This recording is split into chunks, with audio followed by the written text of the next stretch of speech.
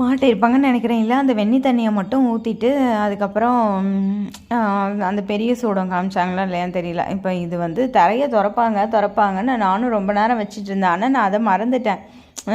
தீபம் பெரிய தீபம் எடுத்து கொண்டு வரும்போது தரைக்கு இடையே தெரியும். அந்த டைம் தான் அவங்க தரையை திறப்பாங்க. அது வரைக்குமே திறக்க மாட்டாங்க, சாத்தி தான் இருக்கும்.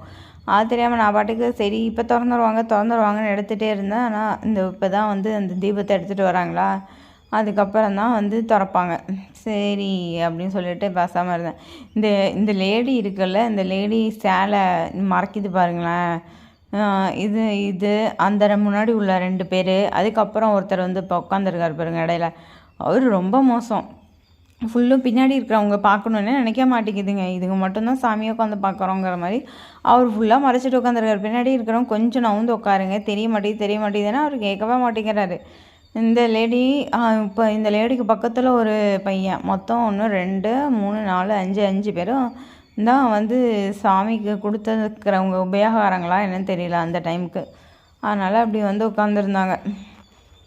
கேமரா எடுக்கிறவர் வந்து அந்த கேமரா ஸ்டிக்கு வச்சுருந்தார். அடுத்து பின்னாடி எல்லாம் கேமரா ஸ்டிக்லாம் மறைக்குது, கேமரா எடுத்துகிட்டு போங்கன்னு சொன்னோன்னே அதுக்கப்புறம் அவர் கேமரா ஸ்டிக்கை தூக்கி வச்சுட்டு கேமரா வந்து சும்மா மட்டும் கையில் வச்சு ஹோல்ட் பண்ணிவிட்டு உட்காந்துருக்கலாம் அப்படின்னு சொல்லிட்டு சும்மா கையில் ஹோல்ட் பண்ணிவிட்டு உட்காந்துருக்காரு.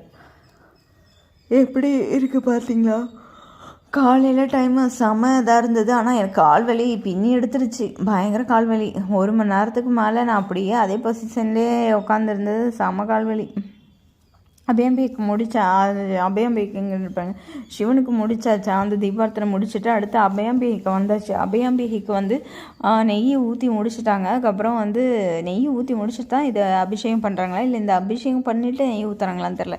ஏன்னா வந்து என்ன சொல்கிறது, நான் அந்த டைம் கொஞ்சம் இந்த டைமுக்கு தான் வந்துட்டு பார்த்தேன். அபிஷேகம் தான் பண்ணிகிட்டு இருந்தாங்க. அது லாங் ஷாட்டில் அபிஷேகம் பண்ணி முடிச்சுட்டு அதுக்குள்ளே தரையை போட்டு எடுத்துட்டு கரும்புலாம் வச்சுருக்காங்க பாருங்களேன். 2 பக்கமும் கரும்பு, பெரிய மாலை மேலே இருந்து கீழே. மடிசார் அழகி தான் அபயாம்பிகைங்கிறது. அபயாம்பிகை இல்லை, மடிசார் அழகி அது பேர். மடிசார் அழகி உள்ளே நிற்கிது பார்த்தீங்களா, மடிசார் அழகி. மடிசார்னால் எனக்கு ரொம்ப பிடிக்கும். மடிசார் அவ்வளோ அழகாக கட்டுவேன். மடிசார் அழகி.